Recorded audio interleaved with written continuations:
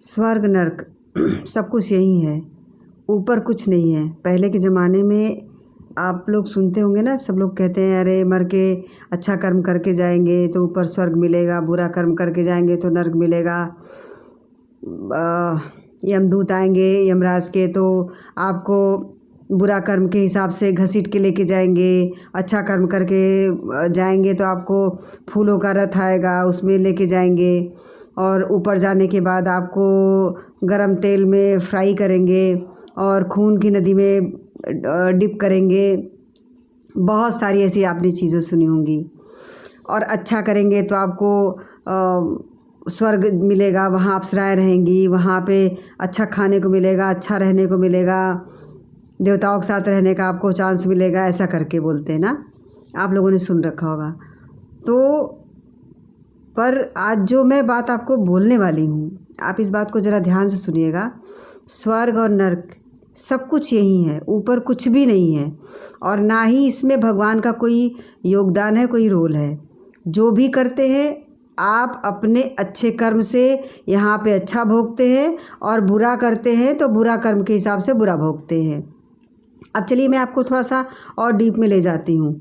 जैसे कहने का कि कुछ लोग होते हैं, जैसे लोगों को आपने सुना होगा ना, अरे फलाना व्यक्ति तो चांदी का चम्मच लेकर के मुंह में पैदा हुआ है, वो तो राजयोग में पैदा ही हुआ है।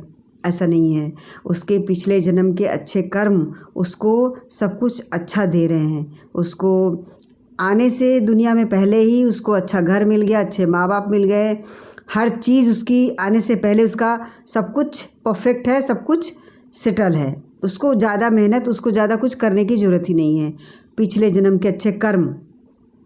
अब आते हैं जो लोग कुछ लोगों को आपने ये भी कहते सुना होगा कि रो रहे होते, बोलते जब से हमने जन्म लिया तब से मेरा तो ख़त्म ही नहीं होता जीवन, मेरा प्रॉब्लम ख़त्म ही नहीं होता, ये जब से मैं जन्म लिया तब से मैं भोग ही रहा हूँ और कभी अच्छा चीज़ अच्छा देखने को नहीं मिला, अच्छा सुनने को नहीं मिला, खुशी के लिए एक तरस गया।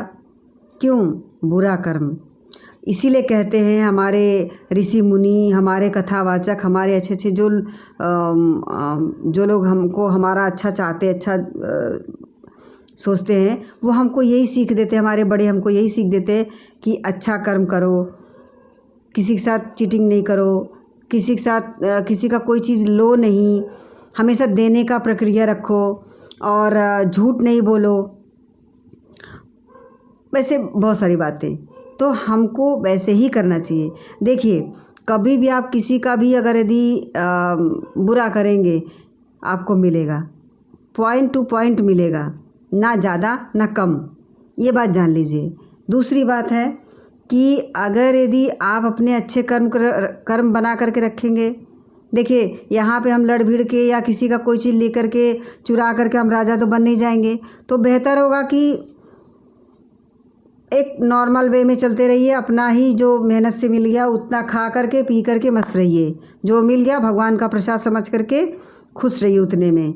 बहुत की कामना मत करिए, इसके चक्कर में किसी के साथ चीटिंग मत करिए, किसी का सामान या किसी की चीज़ें हड़प मत लीजिए। तो बाकी ठीक है, कम से कम हमारा इस जन्म और अगला जन्म दोनों ही हमारा अच्छा होगा। और इसलिए भगवान का भजन करिए, किसी के साथ कभी भी गलत मत करिए। कोई गलत करता है तो लेट गो करके आगे निकल जाइए, छोड़िए जाने दीजिए, ऐसा करके पीछे मत पड़िए कि हाँ मेरे को ऐसा कैसे बोल दिया वगैरह वगैरह चीज़ें। तो मस्त भगवान की भक्ति करिए और प्रेजेंट में रहिए, कभी भी ना पास्ट की चिंता करिए ना फ्यूचर की चिंता करिए, मस्त प्रेजेंट में रहिए। जो है आज है, अभी इसी वक्त है, आगे पीछे का कुछ मत सोचिए। देखिए फिर दुनिया मस्त कितना अच्छा लाइफ आपका चलता है।